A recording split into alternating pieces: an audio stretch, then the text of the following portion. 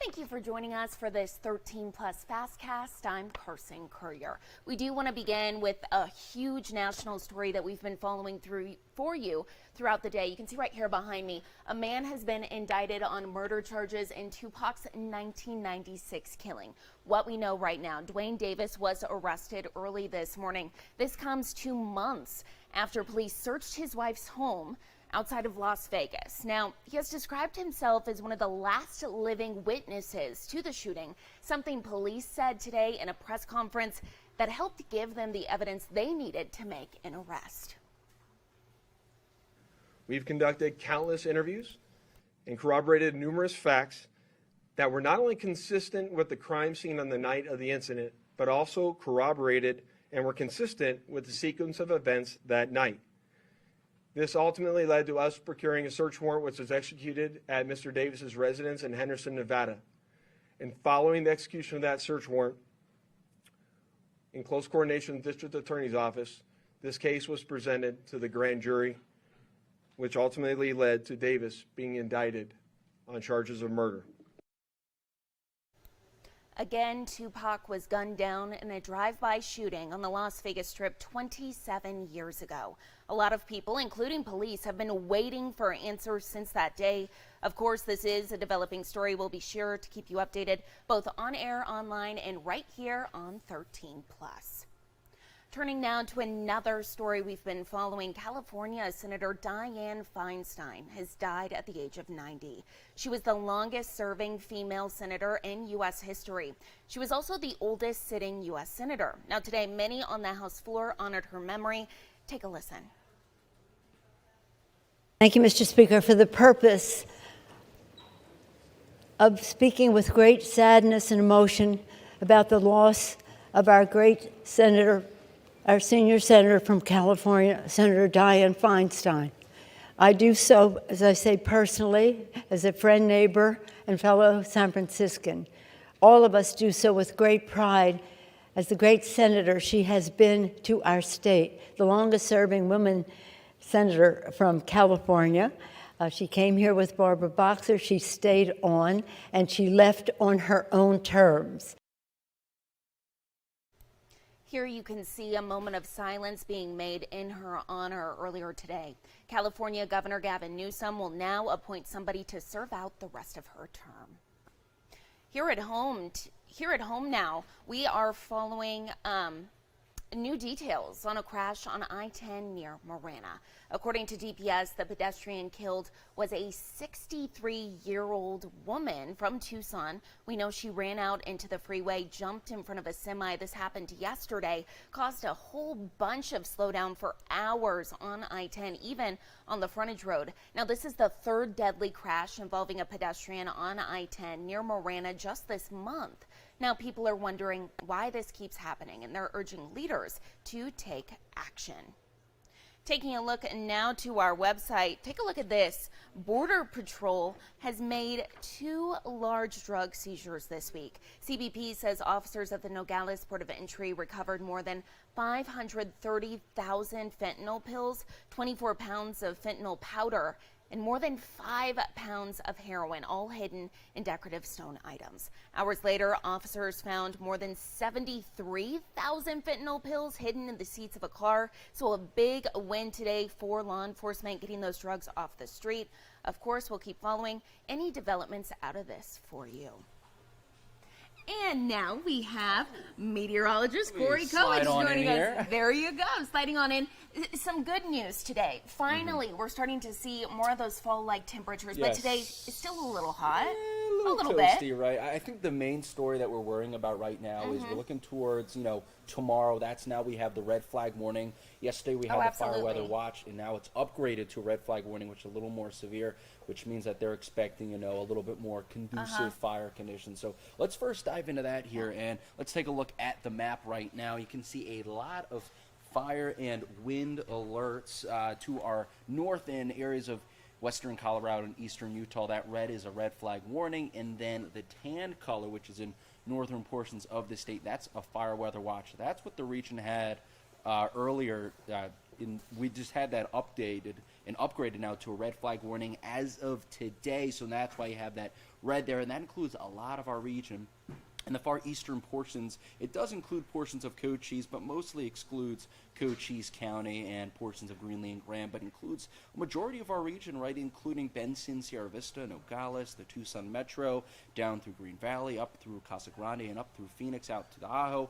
All includes that. So this warning is going to be running for tomorrow. It's going to start at 11 a.m., run through 7 p.m., and that's because we're going to have that combination of the strong winds and dry conditions. So winds will be sustained, 20 to 25 miles per hour in the region, gusting up to 40, as well as dry conditions, relative humidity at just 10 to 15%. So yeah, the ingredients coming together to make for some conducive fire conditions. So this is what we had yesterday, the fire weather watch. So that means critical fire weather conditions are possible. It's not as imminent, so a degree of magnitude a little lower. And then the red flag warning is a little bit higher. You need to be on a higher alert. That means that critical fire weather conditions are occurring right now or will shortly, and it does appear that they could occur shortly, which will be tomorrow. So take more action. So that's what we have right now. We have the red flag warning, including the Tucson Metro. Kind of think of it as like, a severe thunderstorm watch and a warning, right? The watch is be prepared, and the warning means, okay, it's happening now or will happen soon. So that's just another way to think about it. And this is the reason why we're going to have that fire risk. It's mainly because of the wind, and it's because of a trough that's going to be digging in. We haven't seen a trough dig this deep into our neck of the woods. And you may be wondering, well, why does that matter? Because when a trough digs in, as you can see here, and this is for now Saturday into Sunday, what it does is it brings the jet stream down to us. Why that's important is because we still have a lot of daytime heating. When that daytime heating, you have that vertical mixing. When you have that vertical mixing, the strong upper level winds get brought down to the surface. And that's what we're expecting Saturday into Sunday with those strongest winds. Still sticking around, though. You see the jet stream still over us, a little bit weaker, though, by Monday, but then it really takes till about Tuesday into Wednesday for a lot of that to clear out, and we get a little bit calmer winds with the jet stream either not as far, not really as much over us, and also just a bit weaker. So let's time out those winds now. This is what we're having right now. So a little bit gustier today. We're starting to feel a little bit of those winds, a little bit gustier, up to 20 miles per hour in spots, getting close to 30 mile per hour gusts in and around Green Valley. But watch what happens tomorrow. Look how much gustier it is. We're starting to get those purples. And those mean 40 mile per hour gusts. So this is around 3 o'clock, 4 o'clock, 5, maybe 2. So maybe that 2 to 5 o'clock hours when the gustiest winds will be tomorrow. 33 mile per hour gusts to Tucson. How about up to 43 up in Gila Bend, 37 in Green Valley. So a lot of gusty winds are expected to be on tap for Saturday, not just Saturday, but Sunday. So the wind threat will be just slightly less on Sunday and a little bit shifted to the east, with gusts still above 30 miles per hour in a place like Tucson and Green Valley, and now 30 mile per hour winds in places to our east like Wilcox, Safford, and Sierra Vista and Douglas. Also talk about those 2 points, guys, right? It's going to be dry for the next few days. Dew points in the 20s and 30s. That is very dry, just for reference, right? Once we get to 50, you start to feel it just a tad. At 60, it gets a little bit more muggy. But once you get 20 and 30 degree dew points, right, that's very dry conditions. So yes, we certainly have the combo there of the dry conditions and windy conditions. If we take a look at the winds over the next several days or so, right, you can see it really drop off starting Monday and really drop off Tuesday and Wednesday. Maybe another burst of winds Thursday and Friday. We'll check in on that, but right now the immediate concern is the winds that we'll see, especially Saturday and Sunday, with a nice drop off in winds by midweek this week. Also, some of the hazards from winds, right? We talked about the fire risk. We got to also talk about dust, right? The persistent blowing dust. And keep in mind, it's been dry, so that means the dust and the dirt is very loose, easy to be blown around, so that could cause some visibility issues. As well as pollen, right? We're in peak ragweed pollen season, so of course, with the wind, it'll be blowing around the pollen a little bit more, so therefore it'll be in the air more, and you may, unfortunately, come in contact with it. So those are some other risks to keep in mind. But now let's turn our attention to the temperatures. It's been a very hot September, right? 20 out of the last 28 days, not including today, have been above average, with 5 of those days breaking or tying daily records. And let's not forget that September 10th, we not only broke the daily record, but broke the all-time September record, which was previously 110. breaking it at 111. A very hot start to this week and overall September. Today, a tad cooler than yesterday. Still a little bit toastier than you hoped it'd be, right? Just below the triple digits. Hey, we're hanging on to the 99. Yeah, we are. But a place like Marana, Phoenix, they've broken into the triple digits to our south. And it's just a tad cooler, but still pretty toasty. 90 degrees in Sierra Vista, 92 in Douglas. So that is pretty much the current conditions. Also, not looking at much in terms of our radar. Just some storms that are popping up to our south and east, trying to get into Cochise County, but the whole region is expected to remain dry for today, and so it should remain pretty hot over the next few hours or so, starting to get into the mid-90s by around nightfall, around 6 o'clock, then getting into the 80-degree territory. Pretty nice for your Friday night around 8 o'clock, then 10 o'clock into the low 80s, and if you're still going to be out and about during the overnight hours around midnight, you should expect 70-degree temperatures with mostly clear skies. And a good night for the opening of Nightfall at Old Tucson. Take a look at these temperatures, right? A little toasty to start it off, guys, and we get into the Halloween season. I can't wait for that. So that event is 5:30 to 11:30. To start off toasty, but hey, dipping nicely into the 80s and 70s by the event's end. And overall, here are your temperature trends, right? The one good thing this trough is going to do is how about cooling us down, finally feeling those fall-like temperatures in the mid-80s by Monday and Tuesday, and then settling into the lower 90s by the end of the week. And the future low temperatures just as nice. How about in the 50s, Carson? Oh, yes. my goodness, 55? Yeah, so you're going to actually have to, for starting your next week, you're probably, if you're out and about early in the day, you might need a second layer. So that is certainly something we're looking forward to. But again, we're going to be remaining dry, right? A big hole in Arizona. Mother Nature is saying, yes, you get rain, like Oprah. And no, never mind, Arizona, let's stay dry. And that looks to be the pattern over the next 7 days. That's just because we're getting into that post-monsoonal pattern. You like that one, Carson? I loved that one. Right at the end of monsoon, it's actually the second to last day of monsoon, so we're really out of that pattern and we're settling into that drier conditions you can see with the average rainfall for the months of October and November. And overall, the rain outlooks are saying 18 to 14 to 30 days, maybe slightly above average, but Carson, let's keep in mind we're not in a very rainy season, so not too much to be excited about. Next 3 months or so will remain normal. So overall, the biggest thing is the fire risk for tomorrow with those strong winds. And hey, how about those cooler temperatures on the way? I cannot wait for that. Absolutely. You said nothing to be excited about. I'm excited about the cooler temps. That is exciting. I don't even know the last time I heard someone say you might need an extra layer of clothing. Man. Heading out to work early in the morning. I know. I'm looking forward to it. I know. Absolutely. Me too. Thank you, Corey. Yeah. And happening now, some national news we're turning to. The United Auto Workers Union is expanding its strike to include 2 additional facilities. This means about 7,000 more members are walking off the job.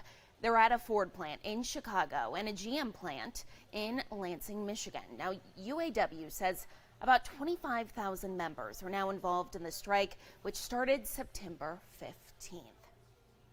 Turning now to a huge story we've been covering, just the possibility of a government shutdown looming across the nation. And from your roads to your skies, if the U.S. government shuts down, it will have a major impact on airline workers and passengers across the country. The government's money is set to run out after Saturday if Congress can't get a funding plan passed. So tomorrow night.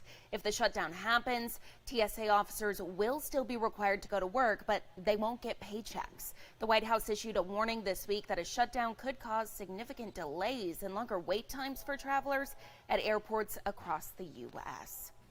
And here in Arizona, if there's a federal government shutdown, some good news: national parks will stay open. Governor Katie Hobbs and also Utah Governor Spencer Cox are investing state funds to keep national parks like the Grand Canyon open.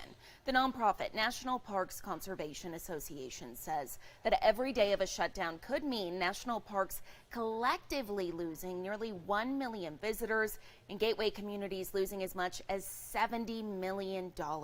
Hobbs and Cox say their states will pay to keep those parks operating. And now a little bit of a lighter story for your Friday afternoon. It is a National Coffee Day. Whether it's the aroma, the energizing boost, or just the ritual of drinking coffee, many of us can't start the day without it. Now, in honor of the day, many local cafes and national coffee chains offering special discounts and even some free giveaways. Of course, you always have to have the app. That's a new thing they're doing now. But you can celebrate today by sharing your favorite cup on social media with the hashtag National Coffee Day. And in fact, we actually asked a lot of you all what your favorite coffee order is. Actually pulled this up right here behind me. So this is our Facebook page. You can see we have the question. It's National Coffee Day. What is your coffee drink of choice? So I thought it'd be fun to maybe look through some of the answers here. Scrolling through, we've got Roger. He says Folgers Classic Roast. I mean, classic, right? And then we have Pamela, who's completely on the other end of the spectrum. She says a sea salt caramel mocha coffee from Java Mama. Oh, she said it's a home business. She just calls herself Java Mama. I love that. Taking a look here, super fun. We have people saying just, pumpkin spice because it's fall outside, the weather changing, spooky season. Other people just saying black coffee. So again, this is on our Facebook page. Head there, comment, read the comments, super fun, and share your favorite cup of coffee on social media, again with the hashtag National Coffee Day. We will end this FastCast with a look outside. It is Friday afternoon, looking pretty good out there. This is really going to be one of the last days that we're dealing with some higher temps. Corey was explaining how the temps are about to go down a little bit, so some good news, but definitely be careful this weekend with those gusty winds, those fire warnings, red flag warnings, so be safe out there and enjoy those cooler temps. Thank you for watching. Tune in for our next FastCast coming up at 7:30 with Mary Coleman. She'll have your latest news.